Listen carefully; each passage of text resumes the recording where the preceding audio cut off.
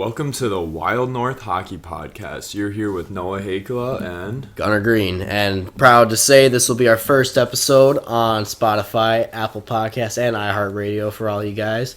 So we're really excited to get this started and to keep growing and learning from just where we really began. And with that being said, let us get started on our third episode here. Today is March 1st, 2022.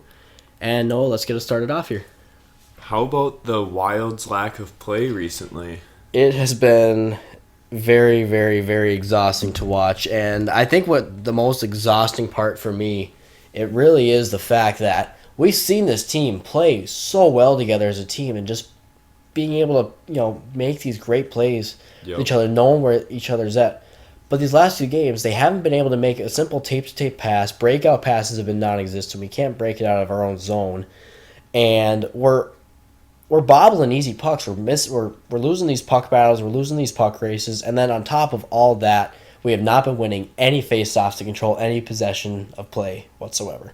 All the momentum in each game just goes the exact opposite way. There's so many just forced turnovers, missed pass. It's just not been the same Wild team we've watched all season. No, absolutely. And it's definitely been a struggle these past few games, especially when you run into a hot team like Calgary and they just ran us out of the Saddle Dome. They really did. And I'm really hoping that with them playing them on home ice tonight, that it's really their wake-up call, that Dean's yelling at them, they just embarrass you guys.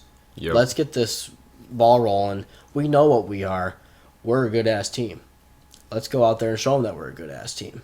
And I feel like Dean really just has to get to these guys and say, you know what, the past is a past. You got to play rough. Just like how Calgary came out against us, you got to give it right back to them. Yep. That first game, we started out with Freddie's deflection goal on a very hot goalie in Jacob Markstrom, and that's going to be another struggle tonight, is going up against Markstrom, who's been nothing short of spectacular in his time in Calgary. With that being said, when Freddie scored that first goal, obviously we had the 1-0 lead, but Calgary just came out and responded by just playing their fast-paced normal game, kind of like what we were doing when we were going down. Yep. 5-2 in the third, and all of a sudden pulling out some improbable comeback out of our tail ends. And we haven't really seen that much of the team lately. Now, obviously, you don't want to go in every game down to the third period having to make some miraculous comeback because it gets draining. And they're definitely feeling the effects of a long 82-game season. You had your little COVID break.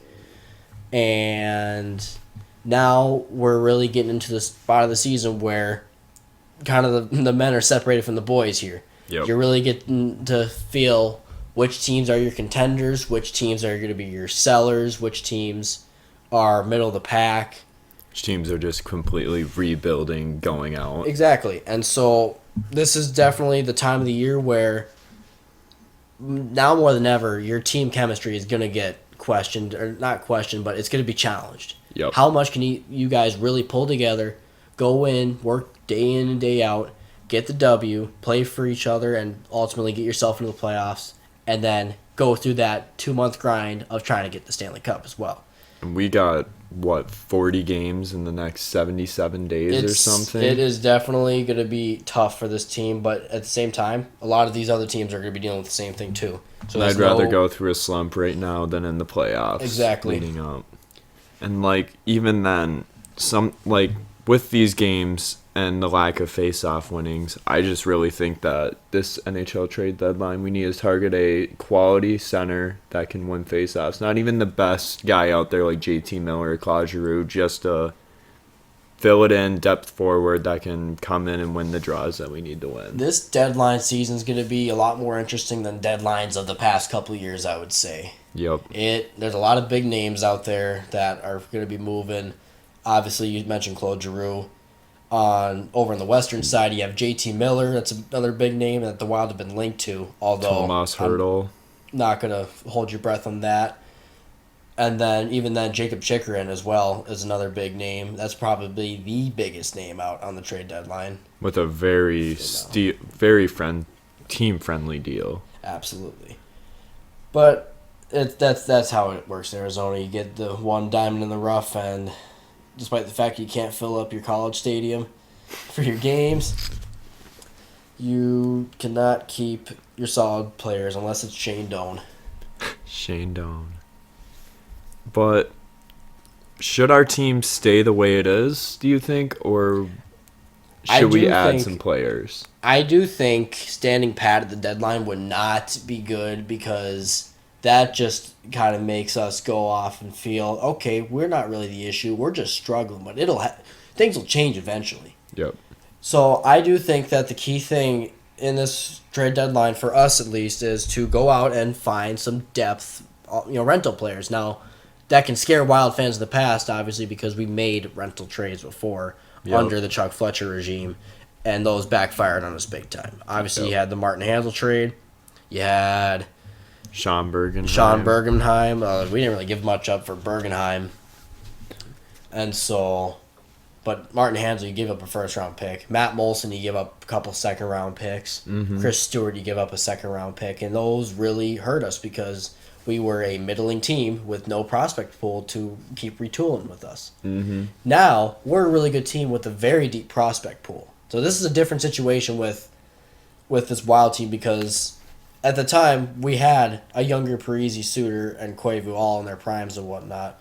You get Jason Pominville in there with Young, Granlund, Coyle, and Zuckers, and they look like contenders. But ultimately, there was nobody on the team who was your solid elite players. Yep. Now you go into this situation, you have Kirill Kaprizov been playing very, very great hockey. He's one top of the 10 best scoring. Players in the league. Matt Zuccarello, he's 34. He's having a career year this year. Kevin Fiala's been heating up for the last 25 games. Matt Boldy's off to the greatest start for a Wild rookie since, Kirill Kaprizov. Yep. But with that being said, this team does have its flaws. And but it's not like we cannot fix them. And that's where I think not even just targeting like that number one center that we need, just fill in like maybe a second or third line guy just to get that depth, maybe even a fourth line wing or center just to have depth on our team. I think when it comes to our forward core, our top six, so the lines that are set in stone in my opinion are going to be Foligno, Greenway, Eriksson Ek. That line's going to be set in stone. Yep. And you got Hartman and Kaprizov and Zuccarello. That's going to be penciled in because despite the fact that Hartman's numbers have tapered off a bit, Kaprizov and Zuccarello are still scoring. They're still finding ways to get points on the board. And there's no reason for them to kind of get thrown off a bit there. There was some shifts where Eriksson Ek was playing in between them against Calgary last night, but we were not getting any shots generated, and so Dean Evson went back to that forward line. And I feel like X type of game is how that whole line plays together. Just the physical, go as hard as you can, set the puck up behind the net and cycle. When you try and fit him with Zuccarello and Kaprizov, it's just really not his style of hockey. Because Eriksson Ek has a solid skill set. He doesn't show it off as much as your other big players, but there's been plenty of cases where he shows his hands, and you go, wow, where the heck did that come from? Right. I can think of a game against San Jose last year. I did a really nice toe drag into a feed across to, I believe it was Greenway. Probably Greenway. I think it was Greenway. I forgot who it was, but it's a nice setup to set him on the back door on an odd man rush to give us a 2-goal lead in the COVID-shortened 2020 season. Or COVID-shortened 2021 season, my bad. But, yeah, so those top two lines, I believe, are set in stone. Then, obviously, Boldy and Fiala have been nothing short of amazing together. And you can't move them around. And Freddie has been playing really well with them, too. Yep, he's been hot as of late. But kind of how you mentioned earlier with Tomas Hertl, that's probably my dream rental player right there. Yep. Going into the trade deadline is Tomas Hertl. Just because I like it because it's too heavy. It's not like we're going to have to worry about retaining salary. We can throw Victor Rask into the mix to maybe lessen up the salary cap hit. And he's on a 1-year deal. He's got a 1-year deal with a $5.625 million cap hit, which is not the worst cap in the world. It's much better when you look at a Claude Giroux contract where it's north of $8 million. Yep. And so we already know that San Jose's been shopping Hertl now for over a year. He's not going to re-sign there. No. And so going from there, you already know you can kind of lowball him a bit. Mm-hmm. You don't really need to give up a lot. San Jose is a bottom seller team Looking for prospects. And, well, we have prospects. And so you look at a possible Hurdle trade. You get Hurdle coming over this way. You'd have to throw Victor Raskin to kind of even out some salaries a bit. Yep. Because you can't just bring on $5 million and shell out a couple entry-level deals back. That's just not how it works. And even then, that would give Victor Rask the playing time in San Jose. We'll definitely have to throw in a draft pick, probably a second or a third. Yep, with a prospect. And then you look at possible prospects that can be going out. Now, Rossi and Beckman, they're untouchable at this point. And Boldy. Boldy's on the roster. I don't consider Boldy a prospect anymore. He's on the roster. He's earned his wings. Yep. He's now a roster player. See, I could honestly really see Kustadinov getting moved at this trade deadline or in the summer. I'd have to agree with that. There was those issues with the Russian junior team at the World Juniors when they shut him down. With the airplane incident. With the airplane incident. And with the whole Russia situation going down right now. And that's just a terrible situation all around. I pray for the families of Ukraine. I pray for families of even the Russian citizens, because it's not the Russian citizens. Nobody wants this war. I pray for even our Russian players over here, like Kirill Kaprizov, Alex Ovechkin, and so many other talented Russians. Because they have family back at home. They have family back at home, and they even got to beef up some of the security. Now, there's nothing that has been linked to any specific player, but I have seen that there is some concern about the safety of Russian players with this oncoming war conflict. Just because of the narrative, the whole situation. And so, kind of to get back on track here, back to a Hurdle trade, with Kuznetsov being your main, or one of our main prospects that can probably get dealt. Mm-hmm. That's a solid center for him, and honest, you look at how this team is kind of formatted. He's going to be in the KHL for another 2 years. Yep. And he was kind of ham-fisted in on that deal. So he's not going to be coming over giving us any production anytime soon. No. And San Jose is not exactly rushing to get any better right now. Mm-hmm. So they can afford to wait those 2 years. You get back Victor Rask to add or even out the salaries. You throw in a few draft picks, which I don't want us to see us give up a first. We should not be giving up a first for a rental. The second would even be high for me too much. See, I want to keep our first just because that just adds to our prospect pool. That just makes us deeper for the long run. If we just dump a first this year, that just kind of, it doesn't set us back in a way, but that it would be very helpful. At the same time, it also keeps it so you can make moves at the draft. If you don't like what you see at the draft, especially in the first round, you can trade down, get some solid player or pieces that you know you'll get. Yep. Or you can even do what Bill Guerin saw last year. He traded up for Wallstedt, set us up with our goalie of the future for the next 10 years after that. And he should be coming over maybe next year in the minor league. He's going to need 2 years, at least 2 years before he gets over here. He will be a solid goalie. But I think he'll be playing full-time probably upwards of 3 years. Which is fine. Goalies take longer to develop anyways. I don't want to rush a goalie up on him and screw the kid up.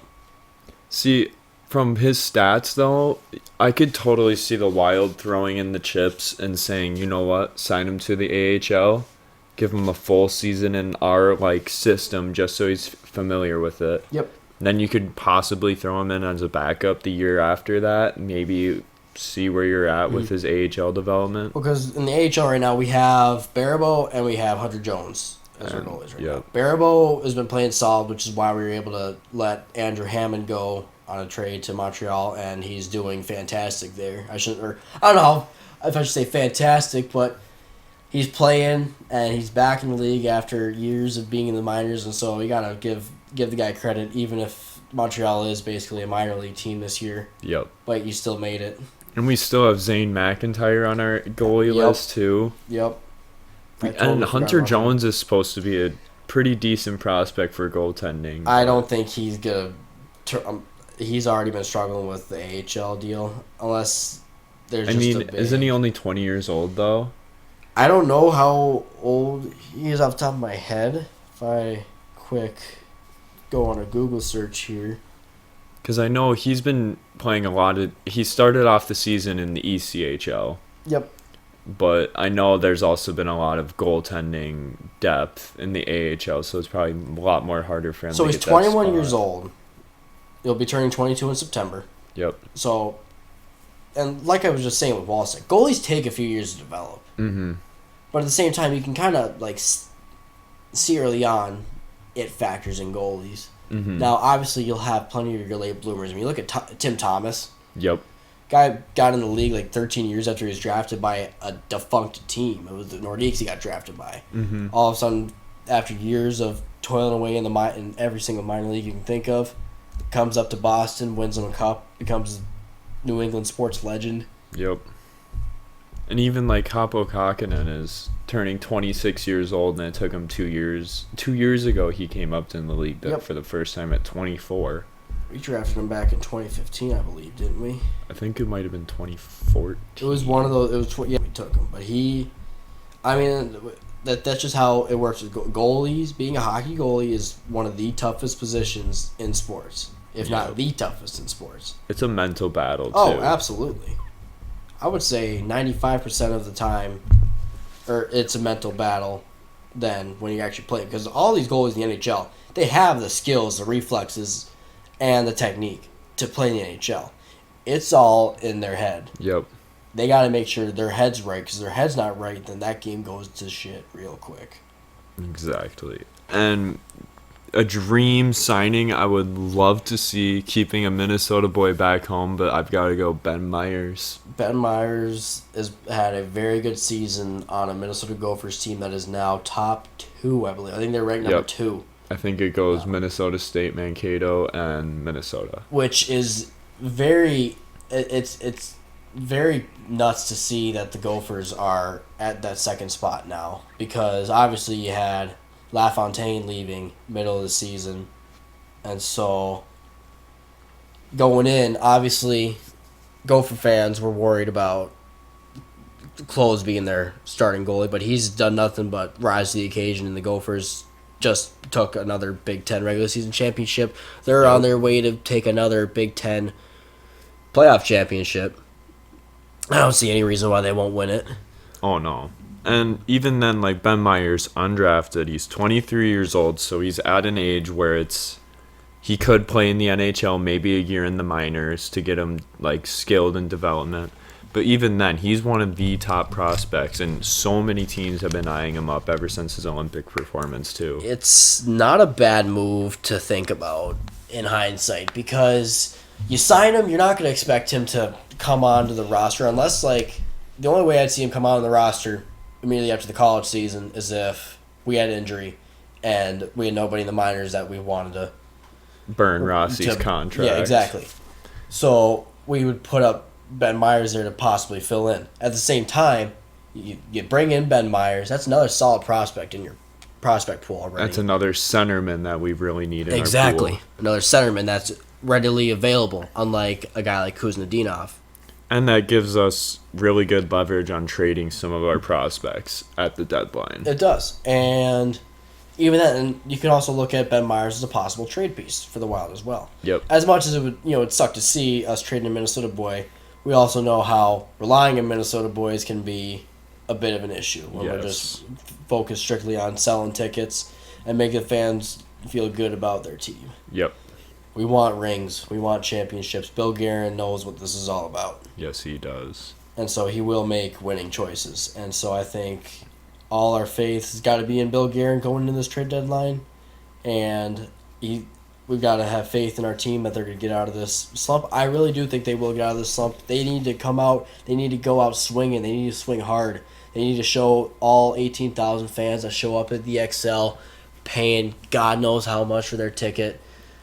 Watch a good hockey game. They want to see them go out there, rip Matthew Tkachuk to shreds, show the lesser Goudreau who the better Goudreau is. They want to go in there, run Markstrom out of net. They want to just show the whole league we're not dead.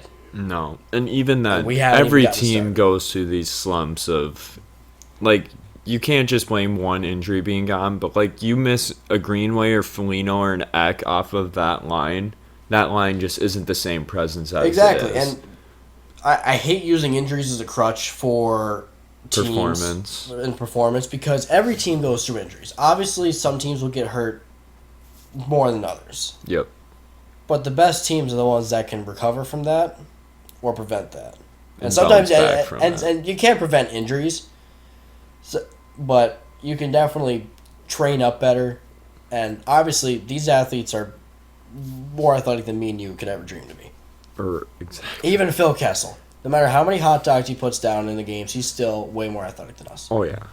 He's But- pretty fast for how big he is, too. He is, and that was another trade piece that people were trying to link to a while, but I can tell you right now there's no way that Phil Kessel is coming to Minnesota. And he wouldn't even really fit on our roster spot. Like, where would we fill him in? The fourth line? No, Like, no. that's all we'd He's not really be gonna able to come give over him. on a fourth line role. No. He may not. He may want to get out of Arizona, but he's gonna want to play too. Yeah.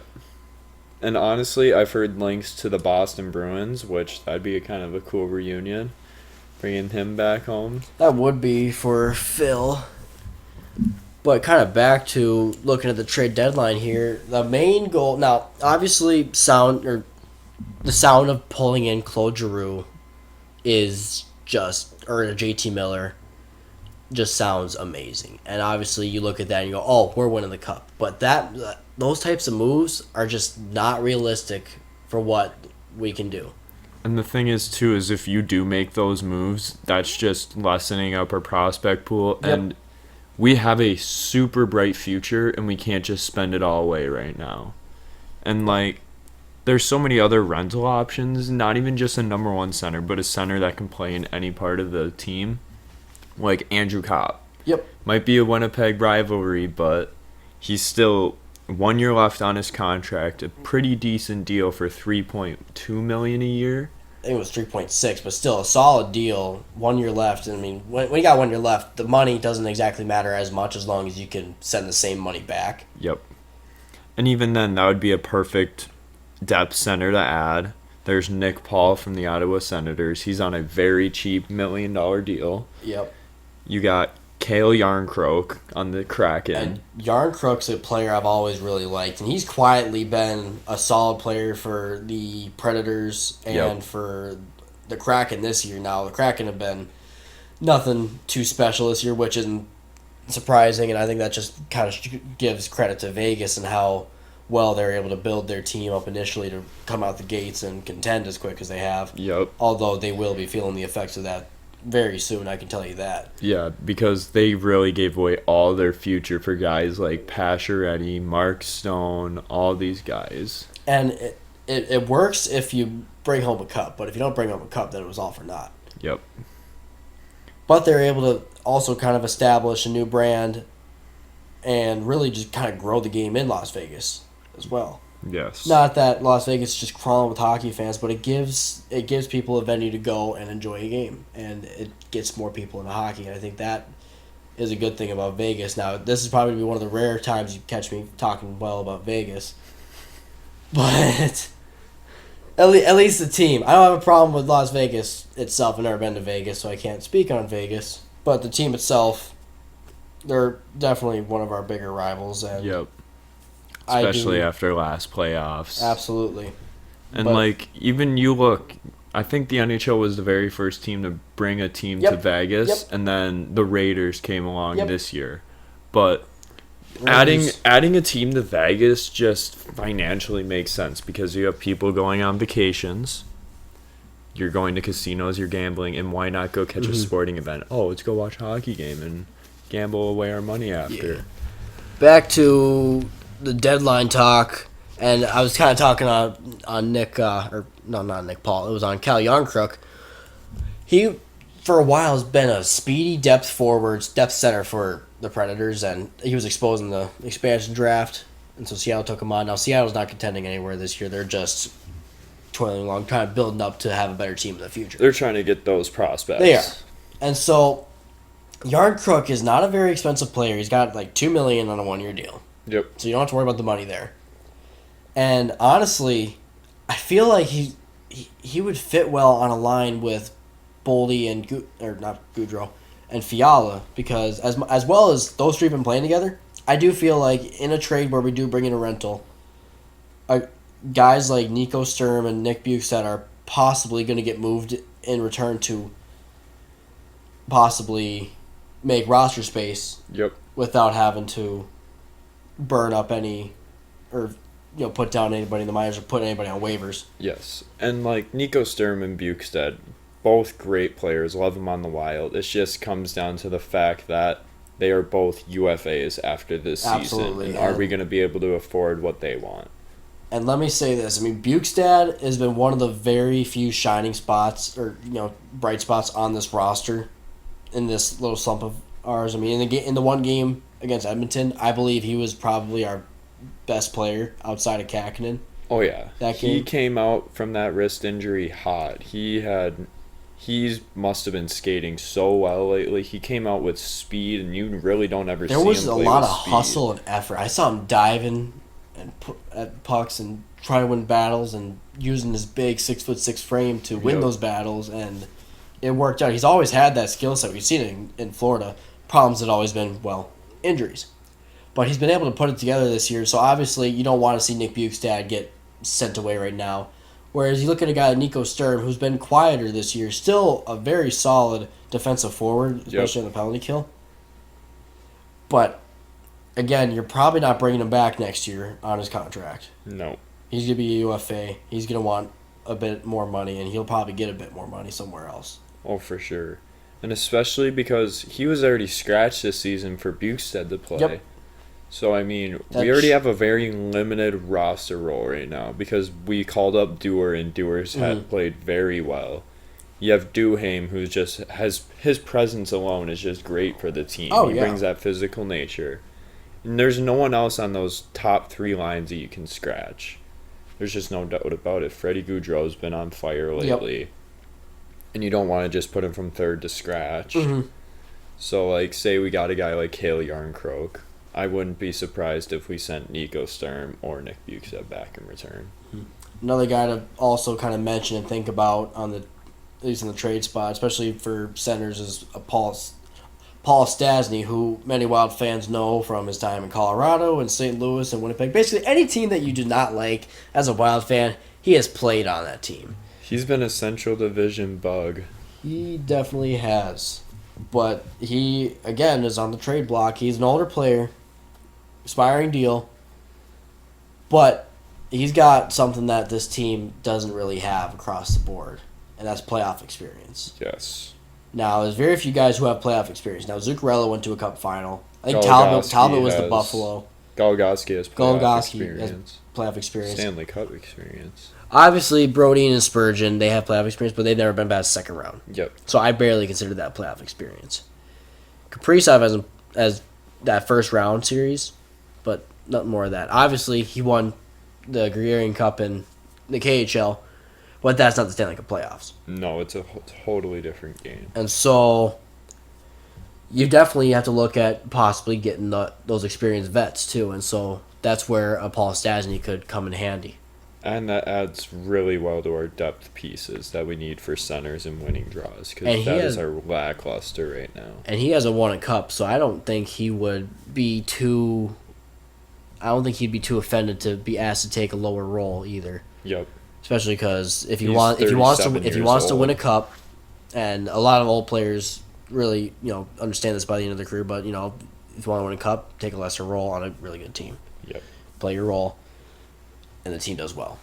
And so that's another possibility to look at. But other types of players that Bill Guerin will definitely be looking at is depth defensemen, because one of the main issues over this little skid is that with our D-core being a bit injured, obviously Spurgeon, Brodin, and Goligoski are playing fine. Goligoski's game on the offensive side has kind of fallen off a bit. His puck movement hasn't been as solid, but again, I think that's more of a slump than any continued issues, I would believe. Yep. But you look at a guy like Jordy Ben, who's definitely been struggling lately, and then you look at Kalen Addison, who's just... he shows flashes of when he's ready. Yep. At the same time, you can also tell he's got his rookie issues, and that's okay to have his rookie issues. And, it sucks because if one of our D goes out, you don't want to throw Kalen Addison in that third pairing role But then at the same time, you're like, well, we got to go with Jordy Ben. Yep. And Jordy Ben isn't the greatest defenseman in the league. He's old, he's slow, he can't really do much else than play some solid defense. And come playoffs, if we have an injury, we're not relying on Jordy Ben for that reason. At the same time, Jordy Ben does have some playoff experience as well. But you're not going to be starting Jordy Ben over, like, Dmitry Kulikov because of playoff experience. Yep. So once Dumba gets back into the fold and back and healthy, your D lineup's going to look the same probably as it is all year round. Goligoski, Spurgeon, Brody and Dumba, Merrill, Kulikov. Ben and And Addison, then Ben and 7 Addison and 8. and 7 and 8. Which that's where the issue lies for me in the playoffs. Because playoffs, injuries happen. Now, a lot of guys like to play through injuries, or they will play through injuries in the playoffs, but you don't want to bank on that. So some guys to look at least on the trade end of things, is definitely...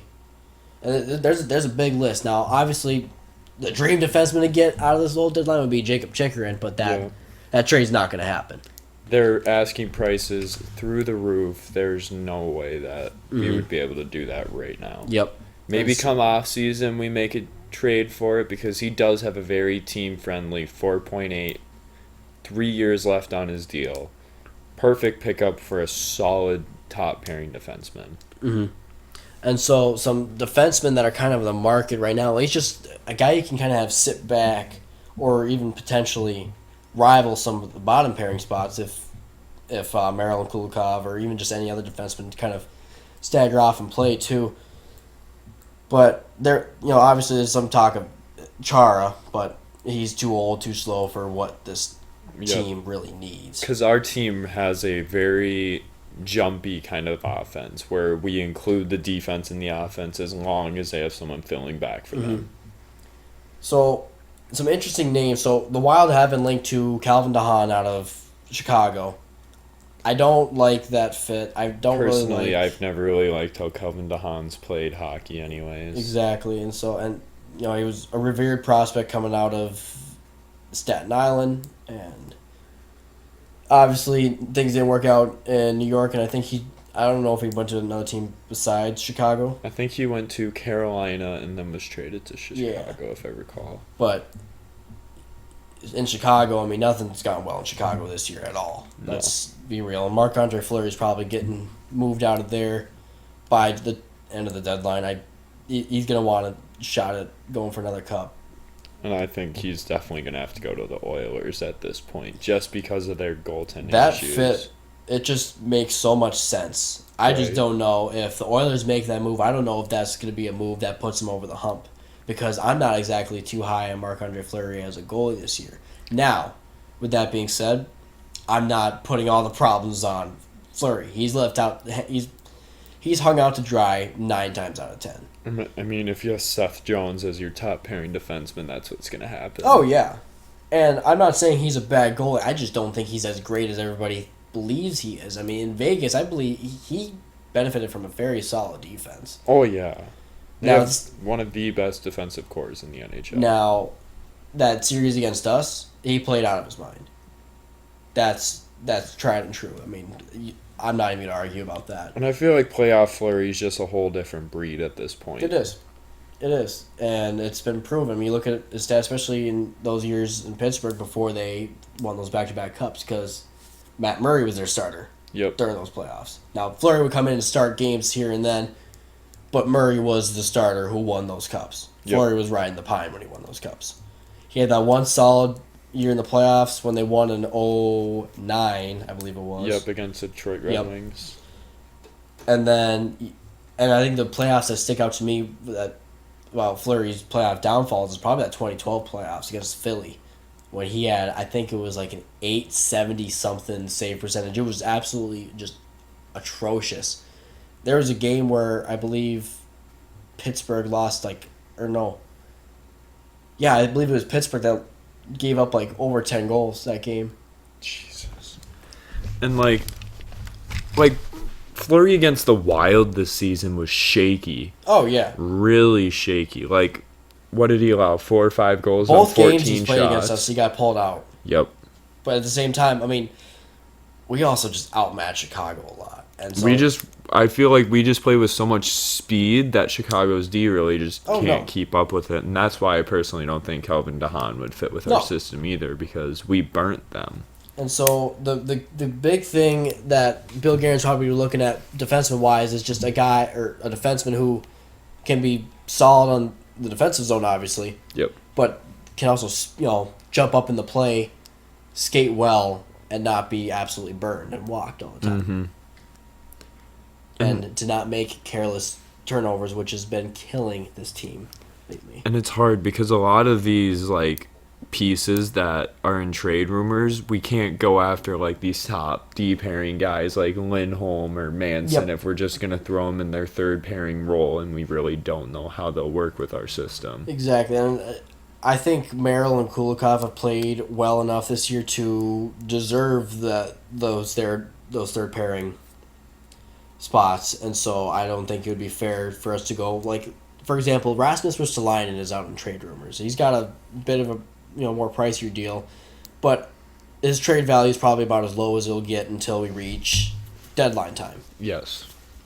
He's not going to re-sign in Philly, but you can definitely get him for cheap. At the same time, if we get him, you're going to have to throw him in on a top 4 role. Mm-hmm.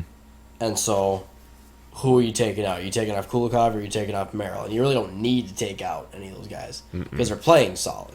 That's why I think we just need to pick up anybody's bottom pair D man that we can just throw in our lineup whenever we need to. We can have him scratched. Maybe if he's a 2-way deal, put him in the AHL affiliate. And the big thing with picking up a rental D, if we're picking up a rental D, we shouldn't be giving up anything more than a 4th round pick. No. We should not be giving up big money for a guy who maybe plays once a week. Yep. And that's just, But yeah, so we covered Ben Meyer's possibility of him being a college free agent. Now, he will be a college free agent. He will command a lot of attention. It won't be anything like the Jimmy Vesey sweepstakes from years back, but it will definitely be something to keep an eye on because, we have been known to pick up gophers on college free agency. Mike Riley is one of them. We drafted Nick Leddy. But we dealt him right away. But Nick Leddy's another guy who's also on trade rumors as well. Yep. I don't think he would, at least cap hit wise, would not fit well. No, not at all. And even looking at next year, we are not trading any of our guys that are on this roster, like Dunbar, Fiala. They aren't going to get traded till the offseason. Oh, no. Just because we can't really mess with the depth we have on this team. This team is 31, 16, and 3. There's no need to panic with these last few games. Mm-mm. And I think that's what aggravates me the most is how quick a lot of these, at least casual fans, are jumping off the boat, they're jumping off the wagon, and they're bailing. Yep, and they're thinking it's just the good old Wild. They're Rob Schneider and Waterboy. Oh no, we suck again. We're not a bad team. Every team, Colorado came out the gates terrible this year. Oh yeah. And now they're the number 1 team in the league. And even I just don't really see Billy G making these crazy big trades middle of the season. It's going to be more sit back in the off season, look at what we have, what we need, and what we can give up, and then that's where we start to. We're going to go for it all this year, but we're not going to go wheeling and dealing at the deadline, really going for it all. LA Rams, Golden State Warriors style, we're not building some super team because Los Angeles Kings. Super teams do not need, or they don't work in the NHL. It all comes up to who shows up and who performs. And the only examples you can think of when it comes to super teams in the NHL is you go back to Edmonton where they had Hall, or what did I say? You start off with Gretzky, Messier, Curry, Glenn Hall, Grant Fuhr, Paul Coffey. Go on. That was a stacked team. The Penguins teams in the early 90s, Yager Lemieux headlining that, but you also had Ronnie Francis, another one, Paul Coffey. Yep. Tom Barrasso was their goalie. And, Ulf Samuelsson. But then you introduce the salary cap, and it does have more parity across the league. And, the only real super team as of lately was probably the Penguins back-to-back cups. And that wasn't even really a super team. That was just a perfectly built up roster. I will have to disagree with you on that because I believe Tampa. And Tampa's got, I believe, a bit of a better situation. But they built their team through the draft. Yep. The only pieces they traded for were depth pieces. Like Patty Maroon, Barclays Goodrow, and... God, I'm blanking. Blake Coleman. Blake Coleman, that's who it was. And Vasilevsky, they drafted him. Hedman, Point, Stammer, Kucherov. Traded for Sergachev. All that. I mean, yeah, they drafted Drouin and they're swapping him for Sergachev. That works out. They put together all the right moves to win back-to-back titles. That's a Stevie Yzerman for you right there. And, like, I always forget about Tampa for some reason. I can't. But, like, you look at Tampa, though, and you hear all the salary cap mumbo jumbo, and that's happening right now in the NHL with the Vegas Golden Knights. Yeah, Vegas is doing the same thing right now. But another thing to think about, so that rule came up into question in board meetings in the NHL back after Tampa had lost in the 2015 final to Chicago. Yep. When Chicago had pulled off kind of the same thing. They voted against it. The rest of the league was like, no, we're fine. Now that Tampa's done it, people are whining and complaining about it. Mm-hmm. When they're not cheating, they're just exposing a loophole. So, as long as teams do it, it's legal. It's fine. You can whine and cry about all you want. And I've heard a lot of talks that there's going to be changes to that. Oh, there absolutely. There's going to be changes because people are crying about it. But for now, they're going to just stand pat and deal with it. That's the rule right now. It will get changed going into next year. Yep. Yeah, the Wild, it really sucks because we could be the team that goes all in for it, builds up this super team, but the only reason we're constricted by that is because of the buyouts. Absolutely. And we are so, like, we have to be within 14 million or below the maximum contract and above the minimum of 20 million. So we have to be perfectly within like $6 million of our cap deal. And 15 million of our cap space we can't even use because of 2 buyouts. Yep. It just puts us in a real situation where we have to look at the numbers and make sure everything is really working right. At the same time, I think what Bill Guerin is doing is perfect. He's building a good team environment where everybody wants to play with each other. And we've already had a few guys take pay cuts like Eriksson, Foligno, and Hartman. So hopefully that can stand suit with some of our other depth guys, and maybe even Fiala take just a slight pay cut. That would be helpful. And we have Boldy for a re-sign in 2 years. Although 2 years, I mean, after 2 years though, our big troubles with the cap space and our dead cap space will be gone after that. And hopefully by then the salary cap will start to rise. Yep, absolutely. And so kind of to finish off this episode here, I want to ask you, who do you want as your starter going into the playoffs? Do you want Cam Talbot or do you want Talbot Kahkonen? I've got to go with Capo. Just because, yes, Talbot has been our true starter since the beginning of the season. Yep. But last year we've seen how good Capo can be, and Capo has proved why he should stay in the net. Don't look at this last Calgary game and think, Capo was in net and let in 5 goals.